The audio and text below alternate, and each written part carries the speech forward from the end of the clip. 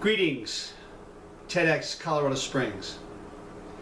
My name is Brooke Chestnut, and I have deep passion to educate, motivate, and inspire audiences everywhere about how they can thrive in a multi-generational workforce of today.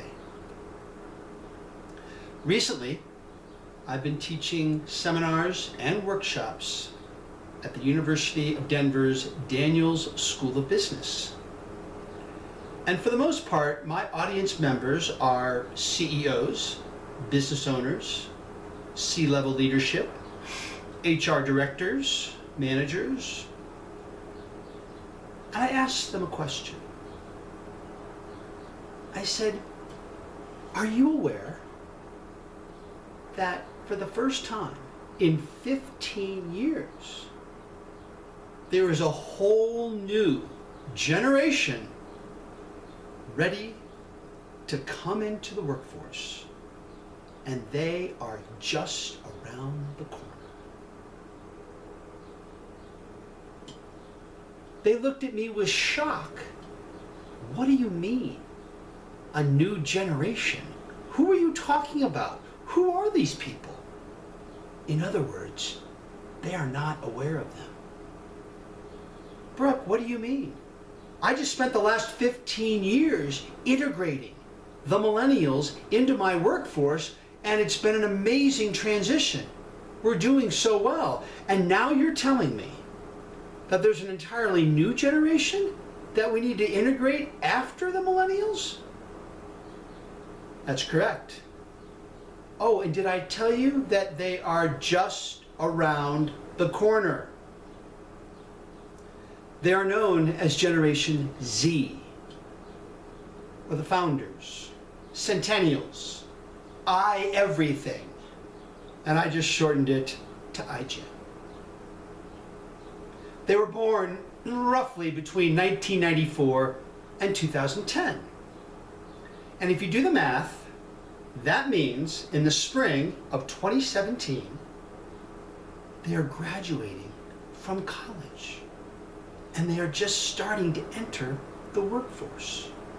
Yet, senior level leaders in all kinds of industries have no idea who they are, how they can contribute, and how they could integrate into their workforce. Today, I would like to share the reason there are three main influences within the Generation Z, and how those three influences make Generation Z completely different than the millennials, and they need to be treated as such. First, these Gen Zers are true digital natives. They were in a bassinet with a smartphone. And then, when they graduated to the crib, they got an iPad. They don't know a world or have seen a world without the internet and social media. They are truly digital natives, and they are very tech savvy. Number two, they grew up in a life of uncertainty. When they were 12, 13, and 14 years old, they watched their parents, possibly one, maybe two, lose their jobs in the Great Recession, followed by perhaps losing their homes. This had a profound effect on this generation, and they think differently because of it. So now, as they enter the workforce after college, they are motivated. They are driven. They watched what happened to their families. And they know that they have the skill sets to make sure that it will not happen again. And that's why they are so different and so skilled compared to their millennial predecessors.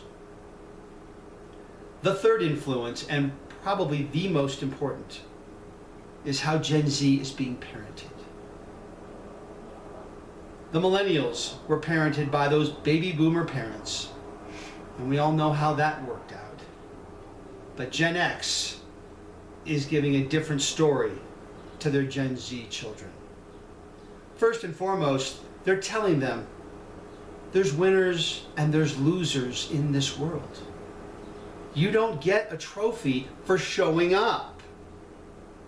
Oh, and by the way, if in fact you don't have or doesn't work out with plan A after college, please make sure you have plan B, C, and D. Because moving back in with us is not an option. Generation Z gets this. They understand it. They know what's expected of them.